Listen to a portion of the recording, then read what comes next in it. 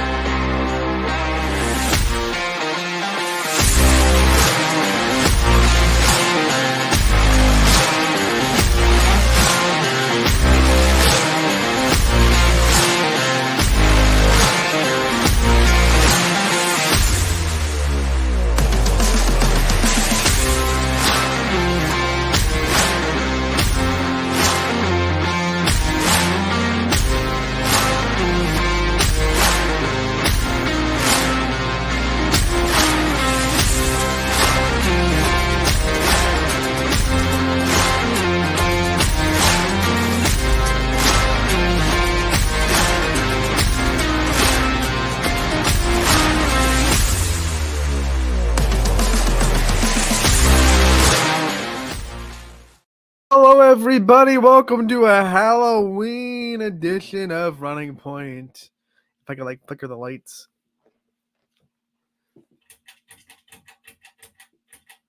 A Halloween edition of Running Point on ysnlive.com, brought to you by Greenwood Chevrolet in Austintown. Anthony Hartwig with you. Happy spooky season. I guess end of spooky season.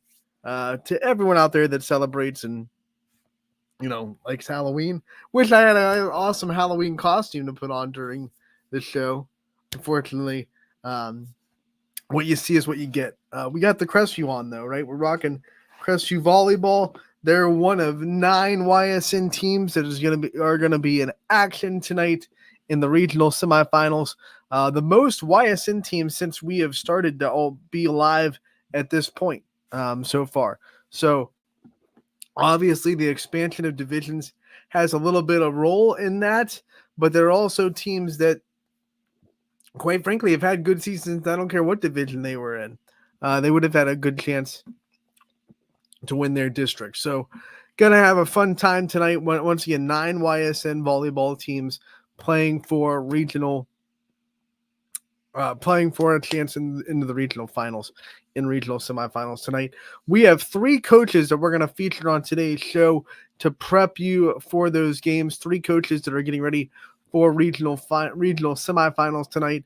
We have Phil Walters from Girard that will be featured today, Kira Venzel from Edgewood that will be featured today, and Alicia Auer from Crestview.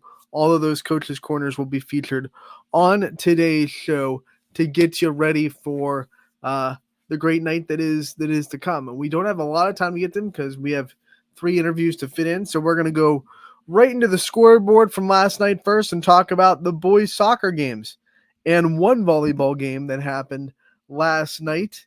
And it is a good time, I'll tell you, to be a Poland Bulldogs fan, as the YSN scoreboard presented by Burnett Pool Spas and Hot Tubs shows you in boys soccer, Poland, both boys and girls, are the last soccer teams remaining, as Poland wins over Field in overtime, 3-2. The walk-off goal in sudden death overtime for Poland, which was put in by Dominic D'Amico, getting the goal to send Poland into the regional finals. 3-2. What a great moment for them. Boys and girls, Poland soccer, going to be playing on Saturday and Sunday, respectively. The girls' game, by the way, just a schedule adjustment, got moved from Parma. They were originally supposed to travel all the way to Parma to play. Now they'll play at Talmadge. So Talmadge High School will be the host of the girls' soccer regional final for Poland. The Poland boys, they're not going too far. They're going to play at Niles on Sunday at noon. So both of those teams ready to go in regional final action. The rest of the regional semifinals for boys soccer, Beaver Local fell in a tough one to Riverview, 2-1. Same score for United. They fall to Kidron Central Christian, 2-1. Beaver is off to the WPIL championship as they win in the semifinals 3-0. This also guarantees Beaver a spot into the Pennsylvania State bracket as well. Top 3 in the WPIAL get there, so they are guaranteed at least a 1 or 2 finish in the WPIL. So no matter what happens in the championship, Beaver will be moving on to the state bracket as well as they fight for a state championship. But first, they want to win the Whipple, right? They want to win the WPIL. So they'll go on to the championship game next after winning in the semifinals in straight sets over the 4th-seeded Hampton. So those are your scores from last night. And we will go right into our coaches' corners that we are going to feature today. Like I said, we have 3 of them to get through. We are going to start with Gerard Phil Walters. I had a chance to talk with him. The other 2 are going to be Ty Bartel's interviews, but I had a chance to talk to Phil Walters yesterday about his team season, the tournament run, and what the regional semifinals will have in store for him tonight in Berkshire, 6 o'clock, Gerard versus Elyria Catholic. And here is Phil Walters talking about it. All right, Anthony Hartwig here with a coach's corner from Gerard Volleyball, the brand new district champions, Coach Phil Walters. Hey, how you doing, Coach? Thanks for coming on talking about it. I'm doing pretty good. Looking forward to the matchup tomorrow. You know, this is a program that has been trying to battle in the districts for a while. You know, the last couple of years, getting in the districts, getting into a district championship, not being able to get past the walls that you've hit every year. What did it feel like this year going into another one, and really feeling like you had a legitimate shot at a district championship this year, and being able to execute and get that victory and finally get yourselves back into regionals? You know, it's a couple of preseason goals of ours is obviously the conference and a district title. To get back there this year was great, but by no means did we feel like it was a done deal. We had to work hard and, play through the entire match. It wasn't handed to us. It was a nice match. It was a fun win for the girls. But, now that we got that, we're ready to move on. We're ready for the next match. Before we talk about that next match and kind of preview the regionals that you have tomorrow night, let's talk about this season as a whole and the flow that you think you guys have had. You are co-league champions. You were able to split with Lakeview this year. You have a really good regular season. Talk about the flows of the year and how you think your team progressed from back when we started at the end of August. Yeah, easily one of the strongest schedules I've had that I can remember. A lot of teams that we faced either won their district or were in their district title.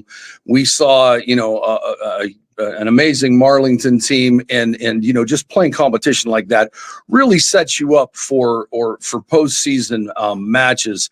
It kind of makes the girls develop, grow, and learn how to play from deficits and how to play through a little adversity, which we definitely, had saw through the course of the season. But all in all, I'm happy with the way the girls have progressed, and they're actually doing a little better than I anticipated. At the last broadcast I had for you guys was Howland coming in and getting a win in Gerard, and you told me something right after the game. You said, sometimes losses at the end of a season can really propel you in tournament time.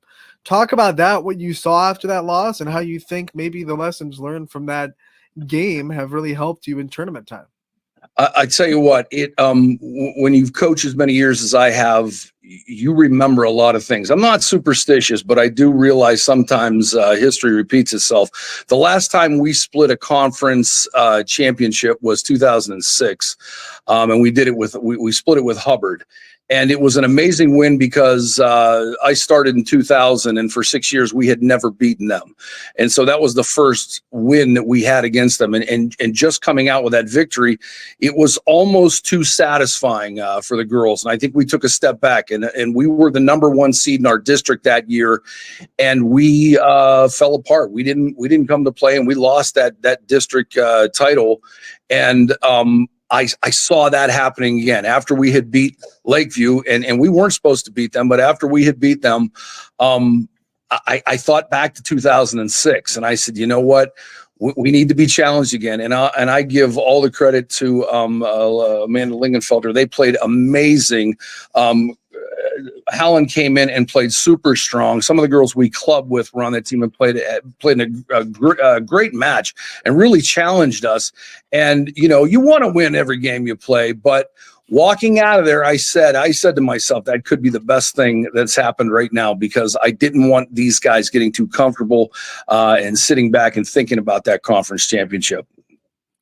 Now, as we talk about this run into districts, before you won a district championship, you had to go on the road and be the quote-unquote underdog as the lower-seeded team and go to Columbiana and win a district semifinal against the Clippers. Talk about that experience and what it was like to go into another team's gym. They were loud. They had a huge crowd for you guys, and what it was like to try to, you know, navigate a very tough game against Columbiana just to get to the district championship. Yeah, I knew Columbiana was going to be a challenge. They had a stellar year. They only had one loss on the year to a strong McDonald team, and playing in their gym for playoffs was just going to be a huge challenge for us. I thought we could compete with them. But they pushed us. You know, we won in 4, but that could have very well been a 5-set match. Great atmosphere, and I think that felt like a district championship more so than a regional championship. It was a great match. I mean, a district semi. It was a great match, great atmosphere, and a huge win for us, and something to build on, you know, for our next one. So let's talk about that next one that you have. You guys are going to go up against Elyria Catholic on, well, I should say tomorrow, not on Thursday anymore. Down there in Berkshire High School at the, not the Purple Palace of Barberton, but still some purple in that gym for those fans that are kind of sad that Barberton's not the host anymore. But you guys get to go down there, play Elyria Catholic. You are the only early game that Ysn teams are playing in throughout the whole region, every division. All of our other teams are 8:00 games. So what are the expectations going into that game, and what are some things that you think have to be done for you guys to get to win? We know Elyria Catholic is a strong team. They wouldn't be where they're at if they weren't. You know, they were ranked a little bit lower than they should have been. I knew that was, you know, not where they were as a team. They have one of the strongest records of any team in our district, playing up in that that league up in Cleveland. They're big. I got one chance to see them in the district final. They're big. They pass well and they hit hard. We have to come prepared. Our defense has to step up. We got to put hands in their face, and we have to trade points with them. We can't go in there. We had a good match in a district final. We didn't commit a whole lot of errors.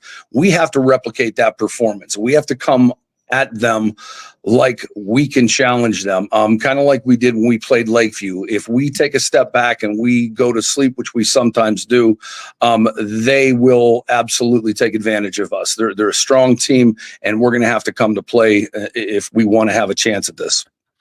You know, I know you're super focused on your game right now, but you look around the state, or the region, I should say, so many local teams being able to make it to regionals this year and get out of districts. Obviously, the expansion divisions helps out a little bit with that, but as someone that knows volleyball in the area as well as you do and knows as many of the coaches that you do, what's it like to be a part of a year where you look around and you see a lot of local teams making, you know, maybe the first time in regionals or the first time in a long time that they've been in regionals around the area? It's amazing. I love the fact that we're represented so much locally, because sometimes, you know, being from, the Youngstown surrounding areas, the Tri-County areas, you know, we're not looked at as volleyball powerhouses. So for all of our teams to do as well as they have done, you know, says a lot about us. I know there was the expansion this year, but that doesn't make, you know, any of these things any less important, any of these district titles. Super excited for everyone that has done well, and I hope they progress. It's I love playing, but there's a lot of games that I'm unfortunately going to be missing as well. You know, maybe next year when I'm on the sidelines, I'll be able to take in some more of these matches, but I hope everyone in our area does well this weekend. Correct me if I'm wrong. You talked about your schedule, 5 games this year against teams that are still alive in the regionals, with 2 against Lakeview. And then you have Edgewood, Crestview, Austintown, Fitch in there as well. So Your schedule really prepared you for this moment, Coach. Yeah, it did. I've said that before. And I Marlington, by think the way, that, 6. yeah, you can't forget Can't Marlington. forget That Marlington. was, they could beat us every day of the week. I'd play them 22 times because you learn a lot when you lose. You don't learn anything when you win. You learn when you lose. Yeah, that type of schedule will prepare anybody for postseason. And let's face it, I've always, professed to the girls that, we have 22 scrimmages. I don't, it's not that I don't care about the matches during the season, but you're just getting prepared. And the beautiful thing of our sport is you can go 0-22 and still, make playoffs. Unfortunately, other sports, they have to, kind of, set their schedule up according to making playoffs. But with us, you can lose as many as you want. I think back to the Mark Royer days at Villa Angela when he was, I think 13-9, and I think I was the only state poll voter who was voting for him because I knew how strong they were because of the quality of teams that he played. And they went on and won state that year with 9 losses, but they were 9 quality losses, quality teams that prepared him for the postseason. Coach, when you think about the week that you've had to prepare for this is not normal. You usually do not get a week to prepare for one opponent. How have you handled kind of the multiple days in practice and kind of the extra work that you guys get to put in before tomorrow's game against Leary Catholic? I try to go at them. I hate to say, our season is set up where I go at the girls a little harder in the beginning of the season. I'm a little stronger with my, practices. I work them harder. And then as we start getting, a little bit of flow, I kind of take a step back a little bit. Well, this is different. We had a week off. I kind of had to push them. We were still running wind sprints and the girls even, couple were like, what are we running for? I'm like, look, we have to go. You get one chance at this. And if you're not ready to go, it's over. And in a heartbeat, you lose a game, the season's done. So I think mentally they are prepared. We had a great practice tonight. The girls are all focused and playing extremely hard. With it being your last practice before the game, did you have any final messages to the team to get them ready? Or are you not someone that likes to do that? Just say, let's show up and let's play. I won't say final messages as much as I would say preparing for the team at hand. I basically just drilled home the fact that we have got to come out and limit our errors and play aggressive. This team is not going to sit back. We're not going to free ball with them all day long because they'll ram it down our throat. We know we have to come to play, so I'm trying to keep the intensity level high. If we do that and we come out strong and don't wait for them to come at us, I think it's going to be a good match. Before we let you go, I want you to talk about your seniors and what they've meant to you in this tournament run. They know every game that they have played so far could have been their last, and they have really played exceptionally well throughout this tournament run. So what has it meant to you as a coach to see these seniors be exceptionally hungry and exceptionally dedicated to getting this team as far as they possibly can? Absolutely. You kind of learn this with high school sports. A senior's approach to a game is different, is like no others. There's, underclassmen can't prepare the same way. They don't know what these guys are seeing and what they're going through, knowing that, this could be the last time they step on a court. It makes a difference. And, with Nico Cochran, Alexis Peaton, and Bailey, all 3 of them, they got their mind in a good place right now. And I'm absolutely excited. I really had little to push them. All 3 of them are, they're independent thinkers and they are highly motivated. And, this is what's carried us along so far. I don't see these guys skipping up. That's what I said. I think we're going to fight this one. I think it's going to be a good match. This is your last chance to give the community of Girard a call out to come out to the game tomorrow night in Berkshire. What's your selling point? What's getting people down there on Thursday? Just the fact that, we haven't been in a regional semi, since 2011. It's been a long time. We absolutely play much better when we have fans. We've had a great fan base. We've had a lot of football players there. God bless the football coach and everyone else affiliated with that, bringing these guys down. It makes a difference. It absolutely helps us. It motivates the girls and it makes them play much more aggressive. So hopefully we can get a big crowd there to help us out. Coach, we want to wish you the best of luck down there tomorrow in Berkshire, part of two YSN teams playing in the same night in the same places. Crestview will come on and play after you guys. We hope that you guys can meet each other. I would love nothing more than to see Alicia one more time. That would make my career. Be an all YSN regional championship, and we'd be guaranteed somebody into state. That would be miraculous. Coach, we wish you the best of luck tomorrow night, and we will see you in Berkshire, buddy. All right. Thanks, Anthony. Hey, thanks, YSN, for all you guys do.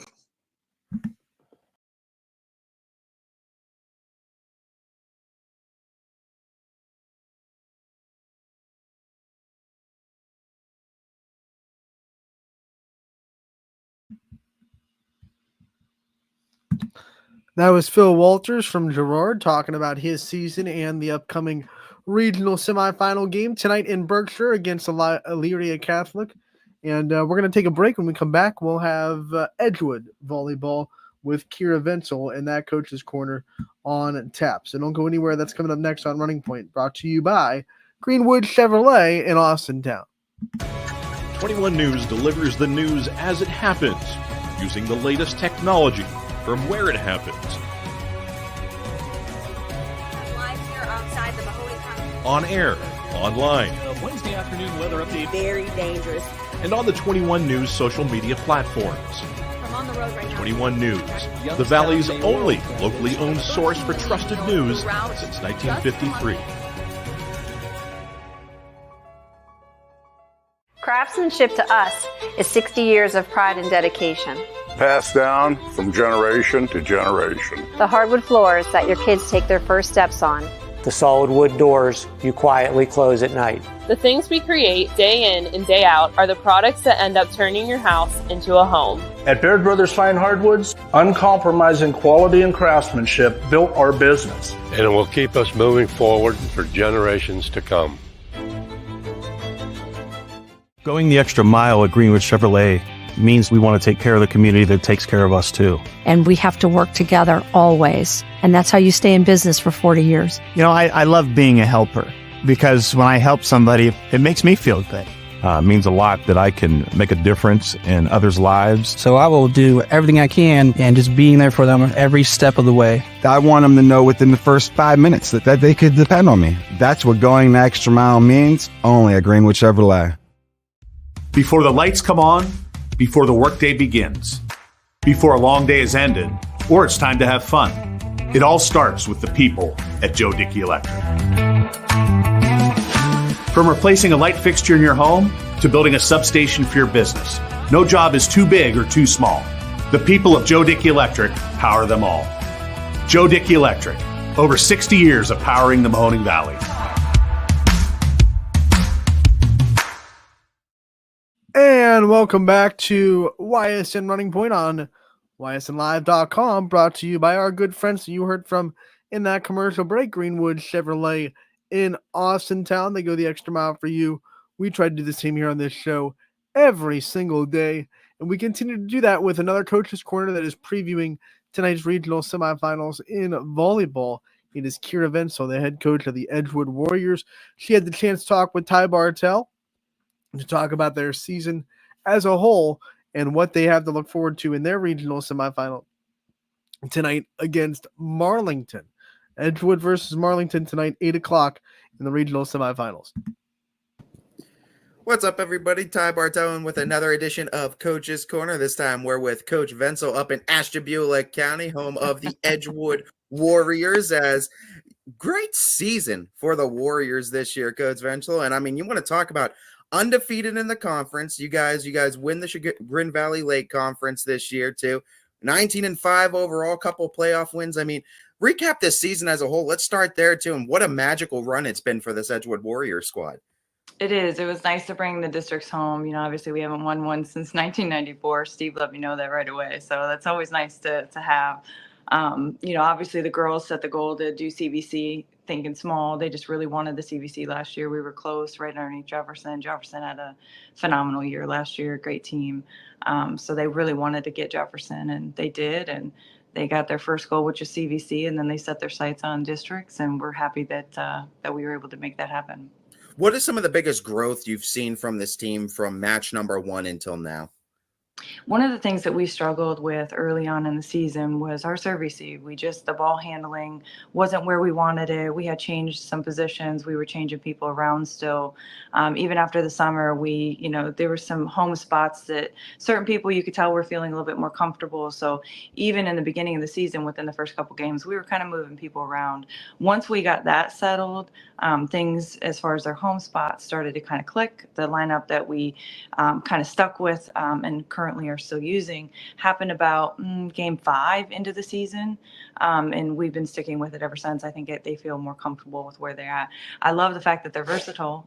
These girls can pretty much play anywhere. We've suffered a couple injuries here and there with ankles, but for the most part, the lineup itself, we finally found a home base, something that worked for us, clicked with the girls. They felt comfortable, trusting. We kind of got our flow going. I know you may or may not like talking her up a lot, but I'm going to. Faith is absolutely unbelievable. A sophomore, 418 kills, 55 plus kill percentage, a 457 hit percentage. I mean, those are dynamic numbers as an offensive player in front row. Just talk to me about that dynamic, coaching her too, and what that's like, and having such a talented player too. And I'm sure there's a personality that comes along with it. I'm sure the conversations are continuing in the car and such. One of the things with coaching Faith is, she's been around volleyball her whole life. I've been coaching, as soon as I graduated college. I've been coaching since 2001. I started with Steph Kubek over at St. John's, and then I kind of moved to the junior high. But she really doesn't have an off season for me. She also coaches under me during JO season, so she travels with me. So she really doesn't get any time off with me. But she's a hard worker. She just loves the game. I know most people probably don't know she's super shy. She really is super shy. So to see her kind of coming into this year and feeling more comfortable out there and putting that ball down and showing a little bit more emotion than what she's had in the past is really nice to see as a mom. But I'm super proud of her. I really am. I don't usually say a whole lot about her, but she does, she deserves the accolades, and she's put the numbers up. I mean, and talk about some of your other players. Gianna Ionetta, McKenna Rhodes are also big name seniors for this team. Talk about some other players that have really helped out this year's squad and becoming what they are this year.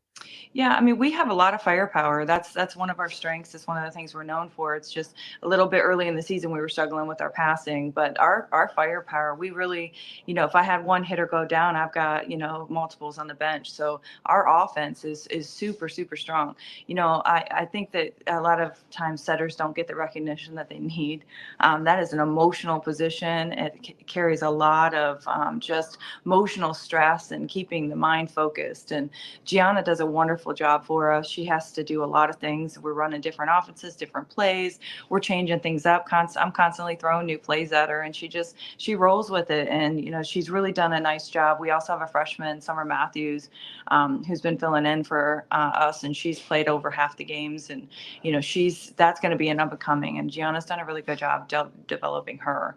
I'm senior laden. I have 4 seniors that start out on my court, where last year I only had 1 senior total.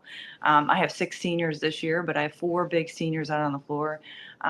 So that's a big bonus for us. They've, carry a lot of experience with them and keep our emotions and keep that spirit going and keep that ball.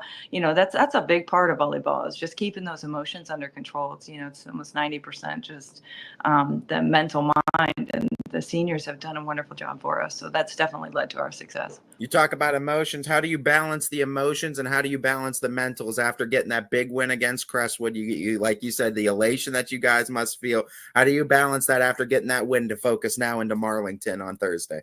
When you're coaching, especially as long as I have, you can tell within the first 3-4 points of a game kind of how your game's going to go.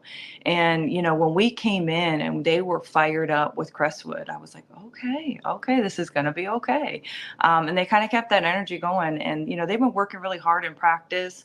Last year we did see Marlington. Obviously they never lack in firepower. They never lack in ball control. They have a great culture down there. They're always wanting to get down to state. I know that's their goal. They're not even looking at their conference. They're ready to go all the way. Marlington just has a really great culture. They are super, super. We got to stay and watch them. They're super aggressive in serving. So all week for us, Marlington in preparation has just really been on the serve receive line. We know they're over 300 aces of the team. So they count on that serve and that aggressive serve. So we've really got to focus on our defense defense and our ball control, and really just fighting. The longer that you go in tournament play, I'm sure all the coaches have been saying the same thing. You're going to get hit, and these are going to be longer volleys, and you got to stay relevant. You got to stay in the game, and you got to make sure that you're down and ready, and you're keeping those balls up in play to give yourself a fighting chance in battle. So you can't expect it to get easier the further you No. get along. Right. I mean, and the thing is, would you say too, I feel like a lot of coaches too, and in a lot of sports, but especially in volleyball, you can't really control the fact that they're going to have a lot of firepower. You can control yourselves though. You can control what you guys are doing on the court. Yes, and you really just got to fight. At the end of the day, it's got to be 6 people working in one accord out there trying to do the same thing and accomplish the same thing. And they got to really trust each other. And there's always, we talk about that all the time. It really stinks when you are really close in a game and a ball drops right between 2 players. It's a killer emotion. So you just you got to keep fighting. How much has community support been a factor in this season? How much is it going to be needed against Marlington? I mean, I know Larry Jennings, our man, is out there all the time with you guys. He's always supporting. But what's the community support like beyond that too? It's one of the things I love about the Buckeye community, the fans in general. You have a lot of loyal fans that come to every single game, no matter where you're at, whether you're on the road or, at home. And we really, Steve did get us a spirit bus, so we were able to take a lot of kids with us, fill that bus. And we had a lot of people in the stands, so I was super happy with that. And they'll have another one going down to Marlington. But the Buckeye community in general, they're large, and they're supportive, and they're loyal, and it's just nice to see. One of the things that I said to the paper was going into that game, I woke up and there was a million messages, and they just kind of kept coming through. And as a coach, it's just really nice. It's very heartwarming and nice to see that your community is rallying around you, especially when you know that there hasn't been a district title here since 1994. So a lot of people rooting for these girls and just really supporting them, and it's been really great. Even with our team dinners, so many people are stepping up and just like, hey, what can we do to help? And it makes my job easy.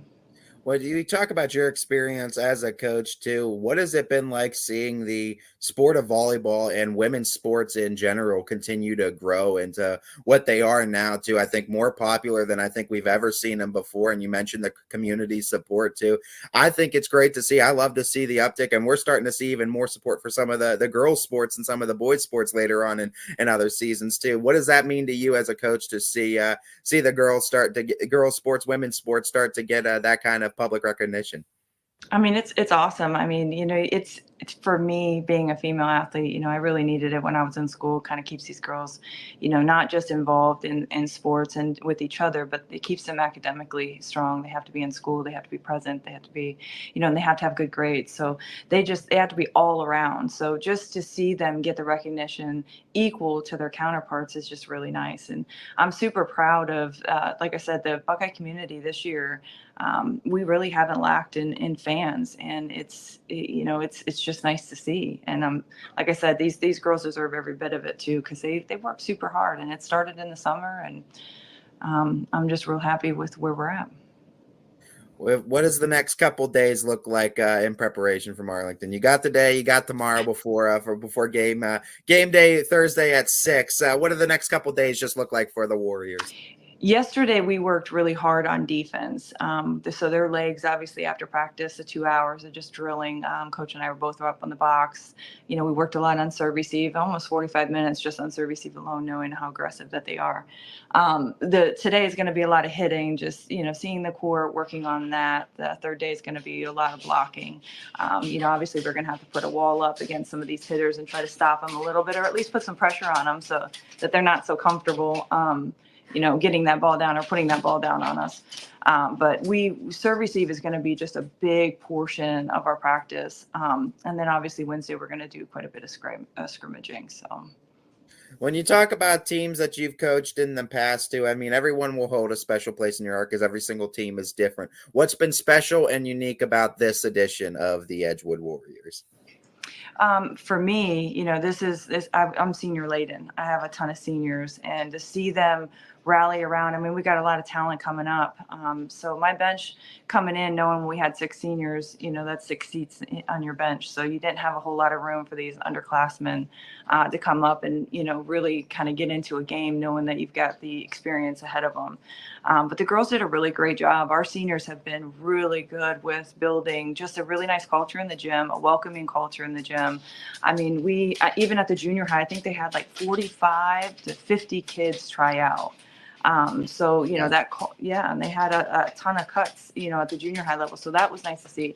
Same thing, kind of came through. We had kids that hadn't played in years that just want to be a part of the team. And these girls are a big part of that.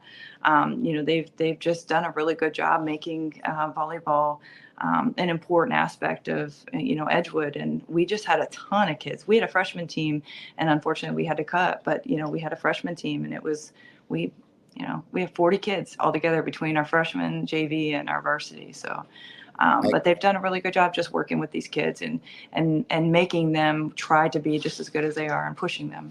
I could think of more than a handful of teams that would love to have those kind of numbers that you're having. What's the secret of just getting that interest in volleyball for the community widespread like that? Well, I'm involved with Club Vestibula too, which is now going to be Spire. So, we have a non-travel league that we try to tap into the younger kids. My kids help coach that. They walk in there, and they're the faces. McKenna was just there last night, McKenna Rhodes, and I had Faith Venzel, and obviously my son goes too.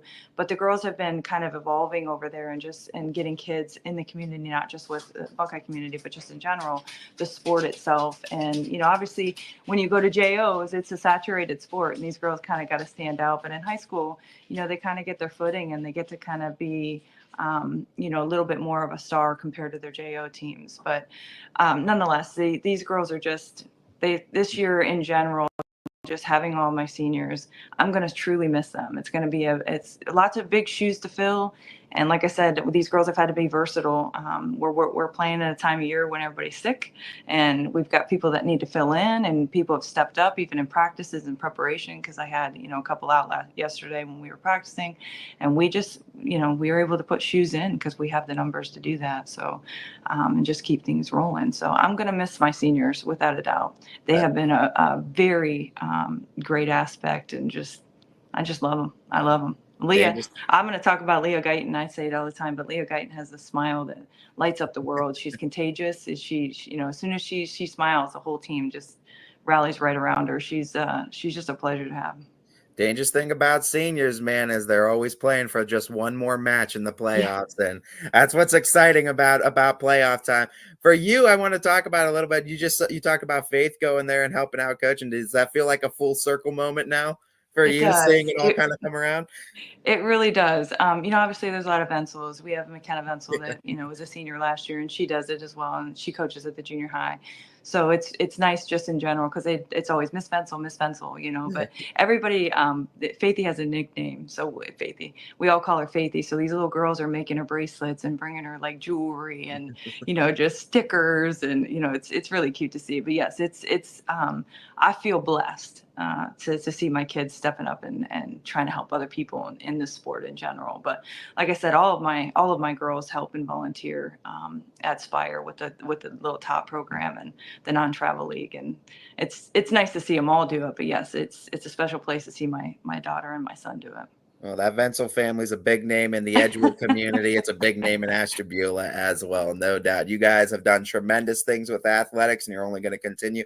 Good luck, though, Coach, in this matchup against Marlington. We're all rooting for you here at Ysn. We hope that this magical run for the Warriors continues another match. Yeah, we feel blessed to still be in season, and hopefully it'll continue. Well, Coach, we're wishing you the best of luck. We're all rooting for you as the Edgewood Warriors are taking on the Marlington Dukes Halloween night, 6 p.m. Make sure you catch them there. As this has been another edition of Coach's Corner with head coach Venzel with the Edgewood Warriors.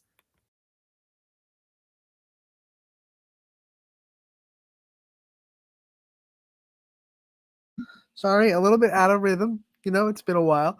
Kira Venzel with Edgewood Volleyball, the head coach of the Warriors, talking to Ty Bartell. They'll play Marlington tonight at Alliance High School. They will be the first game, so I have to retract. There are 2 games YSN teams tonight that will be playing the early game. Everyone else will be playing the 8 o'clock game.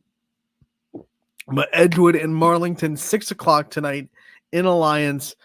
Trip to the regional finals in the line. Marlington is the 1 seed in the district, so that'll be a tough test indeed. But just to compare, Edgewood took Girard to 5, and Marlington and Girard were very competitive. Marlington got the win in that match ultimately. But so Marlington very comparable to Girard, and Edgewood was able to really compete with Girard on the road. So we'll see what Edgewood can do tonight against Marlington in the regional semifinals. Once again, 6 o'clock in Alliance. We have one more Coach's Corner to get to today to kind of preview those regional semifinals, and we'll come back and get you all of them, let you know what's going on, who's going to be where, all that fun stuff. But let's get to Alicia Auer from Crestview. Ty Bartell had a chance to talk with her as well. She will preview the regional semifinal against Mineral Lake Catholic, talk about this wonderful season that Crestview has and this wonderful program that they've had. They just won their 6th straight district championship, and they were in 9 of the last 10. I kept saying 10 in a row, but I was reminded in 2019 they lost in the semifinals to Springfield, but they had a tournament game in between the district semifinals and the sectional finals. They won. That was an OVAC tournament game, not a OHSAA tournament game. So I saw the tournament, 4 tournament wins in a row, and I said, oh, they went to the district championship. They did not go to the district championship in 2019. They lost in the semis to Springfield. But 9 of the last 10, not that bad. And winning 6 in a row, that's not that bad either. So here's Alicia Auer with Crestview Volleyball talking about it and previewing the regional semifinals. Mineral Lake Catholic tonight in Berkshire, 8 o'clock. Ty Bartell with another edition of Coach's Corner, and it's going to be kind of a season recap and playoff outlook too, because the Crestview Rebels have just come off of their 6th consecutive district championship win. And I mean, boy, oh boy, Coach Auer joining me today. Coach, let's just start right there. I mean, that's an accomplishment in of itself. 6 consecutive district championships. Not many teams can say they can even get to that kind of level. Talk to me about the consistency that it took. Talk to me about the people that it took to make all that happen for you guys. Well, it's just really amazing. We've had such good players over the years, and like they just, they start playing really strong and they just build this program, and then the younger ones want to be at that level, and then they just work harder. And so it's like it feeds itself. It's been really amazing, and I've been blessed to have the players that we've had over the years. When you talk about this season in particular, I think there was a lot of intrigue with what you were bringing. I mean, you have someone like Abby Emsch, to a Pitt commit that everyone's talking about. 25-0 record. You guys are undefeated once again.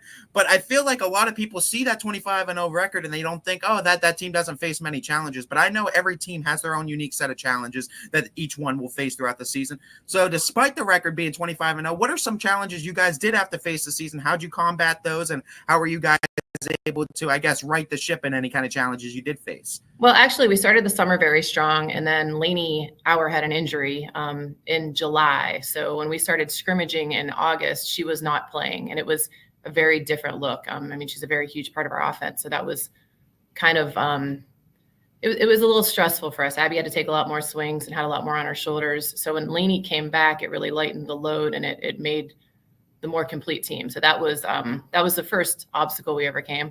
You get your regular season, everybody gets sick at one point in time, then you got your final tests and you've got stressors. And so like just the normal ins and outs of a season that we've faced. But I mean, the girls just really come together and work together as a team, and they support each other. So I feel like we've gotten through our ups and downs, just like every team.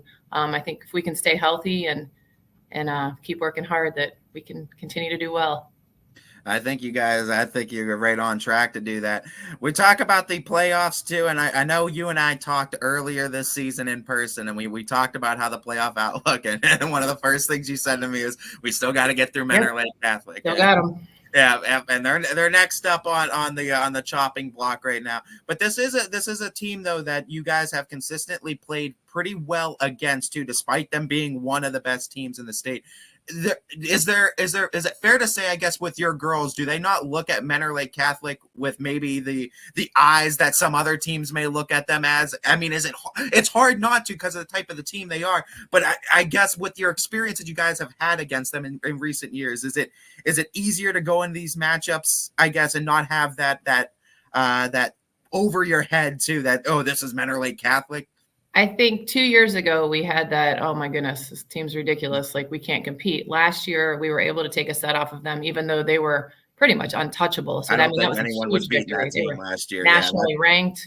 I think they had 4 D1 commits on their team, and at our public small school size, that's unheard of. This year, I feel like they're more human. Last year, it was almost like they were robotic on the court. They did not make errors. So this year, they're still very, very good. They still have a lot of very good players. But I feel very confident that we're going to go in there and we're really going to rise to the challenge and play well on Thursday. When you got someone like Abby Emsch on your team too, it really helps, because I mean, this is a young lady that is not only dynamic offensively too. For her height, she could play some phenomenal defense. I mean, she's a double every night. When you talk about the style of play that she has, she's going to one of the best teams in the nation too, with Pitt. When you talk about her style of play and what she has meant to this program, what she has brought to this program, how she's elevated it, what are some things you could think of with Abby Emsch? Well, Ab's a great kid. She works hard and she's always working to get better. She never sits back and says, I'm really good. That's not her personality. Her personality is, I still need to work hard. I still need to get better. And that's why Abby's achieved what she has achieved so far. She's like I said, she's got a great work ethic. She's a great teammate. And she's always working to get better. I mean, on Thursday, I hope that she comes out and has the game of her life, which is very possible because of the way that she focuses and challenges her energy and her motivation. So, I mean, Abby's just been a great player to have in the program on the court, and I'm really excited to watch her play on Thursday. I love just watching your teams play each and every year, and I love watching your kids in particular and the style that they play, because I feel like they're almost carbon copies of one another, but they all can do other things differently. But they're all around players, is what they are. They could pass, they could play defense, they could put it down as well too. When you talk about the time and all of the effort you put into personally with your kids to help them be the greatest that they can be, talk to me about that journey, what that's been like too, and how you've been able to see it out with not just one, but multiple kids coming through your program. Well, I feel very fortunate. I was a volleyball player and coach long before I was a mom. When my kids were growing up, we put them in all different sports. And fortunately for me, my girls decided that volleyball was the sport that they loved. So, they've had a volleyball in their hands since a young age. They've been in the gym for a very long time, and they're just well-rounded players. I went to watch Grace play last weekend, and she's been playing right side. She's also a setter. Well, on Saturday, she was a 6 rotation outside hitter, and she did phenomenal. So it's cool that you can watch them not just be good at a position, but good at the game. But I also feel that that's a strength with my program, not just my kids personally, but the kids that we have. Like you said, Abby plays front row and back row, and she does well in both. I think Soph Stewart, she's a setter, but she can also play front row and hit. I think we just have these kids that are good at volleyball, and they can fill the position that the team needs. And I think that's just a blessing to have. When I talk about your guys' program, even at the younger levels and what age some of these girls start overhand serving, I think some people get their eyes real big and say, what? I mean, it's because you put that time, you put that effort, a lot of care at such a young age with them. How important is it to get these girls started early at volleyball too, to kind of help develop them into what you guys are able to get them at the high school level? I think it's really important. I think middle school, you need to teach them the fundamentals, and you need to teach them to love the game. Like when we were watching our middle school play this year, some of the teams we play just keep sending the free ball back, and we're trying to pass that hit. We're trying to overhand serve. So they may not be as successful as other schools when they're younger, but then when they get to the high school level, they have the technical skills. They have the ability to play and do what we want them to do. So they can pass that hit, and their serves just get stronger and stronger. We tell them in 7th grade, you're still going to try to serve overhand, even if you can't, because eventually you're going to get strong enough to get it over, but we're going to teach you how to do it right.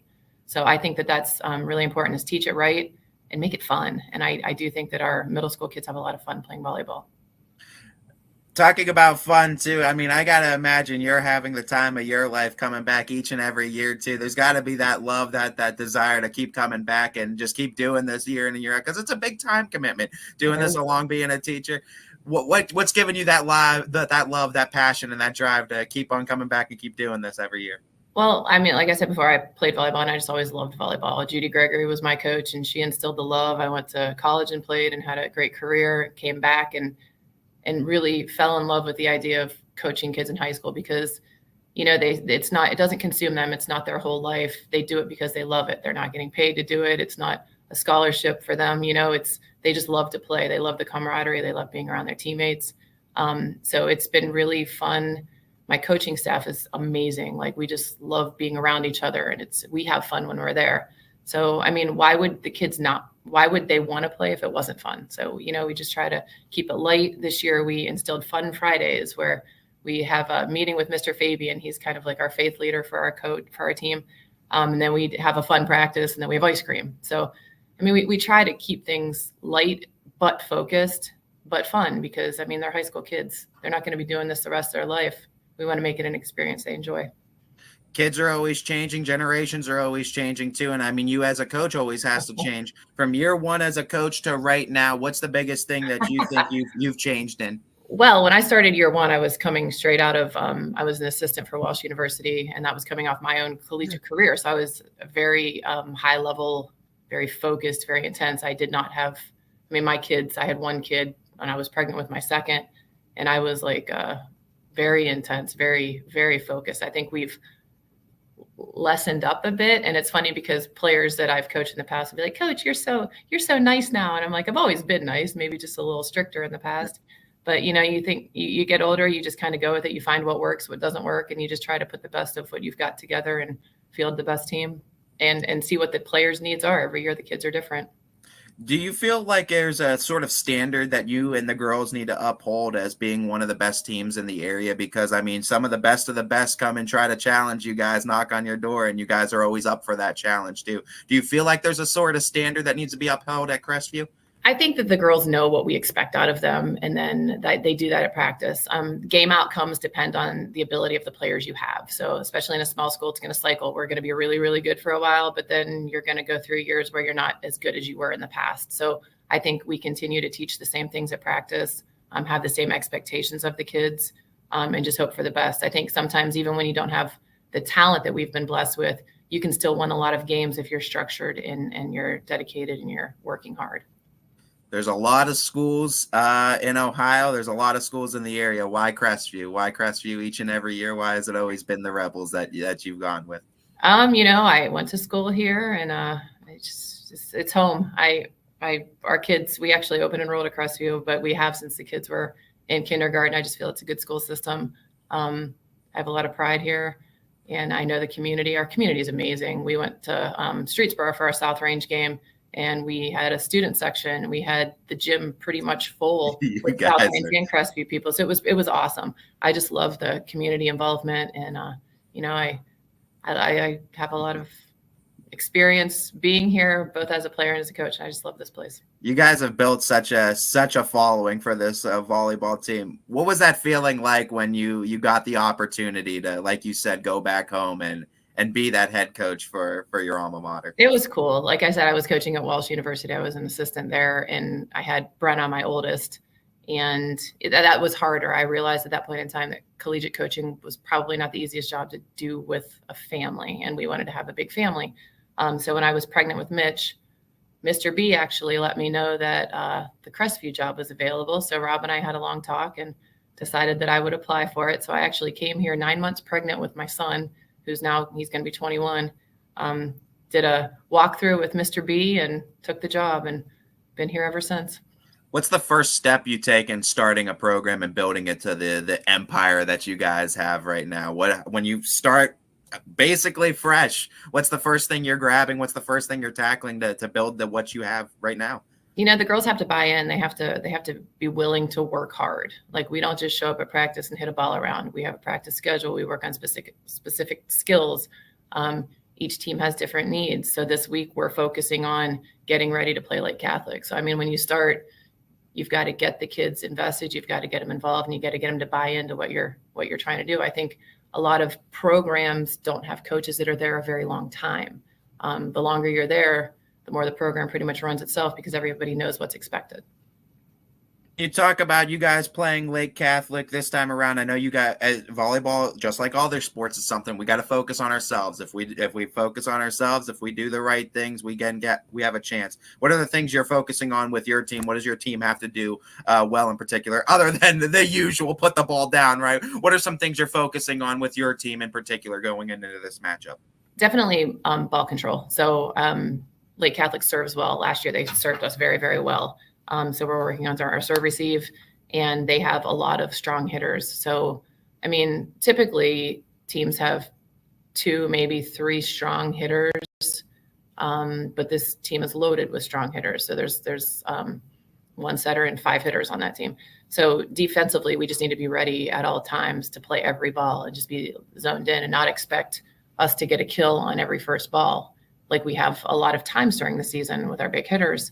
But just to be ready to play the ball back and back and back and just keep fighting for every point. Is it tough to try to shore up, I guess, weak spots for a team that hasn't lost yet or hasn't really been tested much this season, despite playing really good competition? You know, it's funny because for as successful as we are, when we watch it as coaches, when we watch us play, we see what we need to work on. We always see what we need to work on. And sometimes we have to step back and, you know what, we played really good. We need to feel good about that. So the South Range game, I thought we played a complete game. I thought everyone played well, but I still walked away from that South Range game. Okay, we got to work on this for next week. So I think that's just always evolving.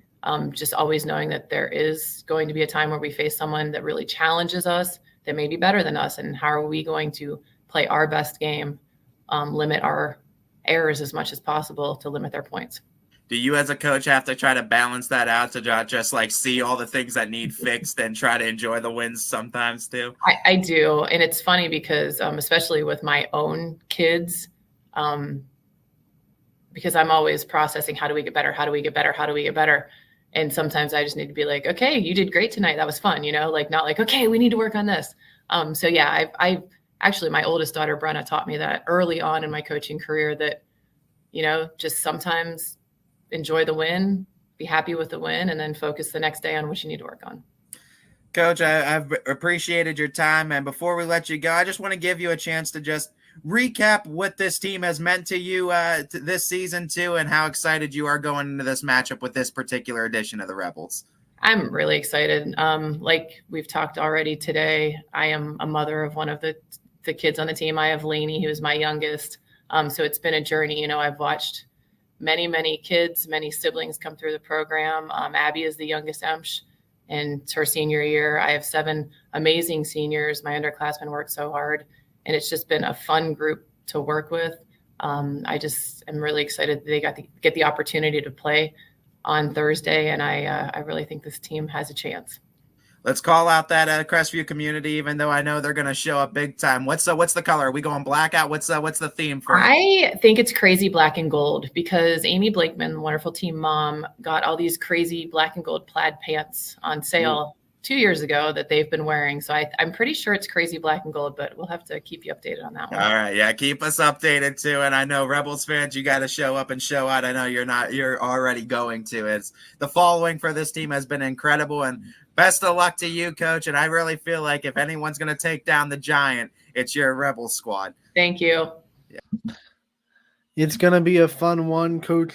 Hour with you there with the Coach's Corner from Crestview. Ty Bartell doing a great job grabbing the Coach's Corners while I was down with an illness. So I want to thank Ty Bartell for making sure that as many of those teams that are alive tonight were able to be featured in Coach's Corners this week.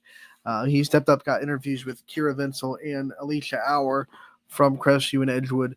And it's going to be a fun one tonight. We have 9 YSN teams alive in the regional finals. We're going to show them all to you before we get out of here.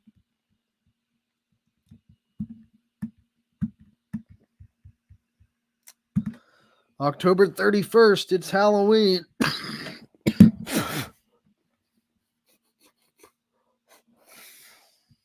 Excuse me.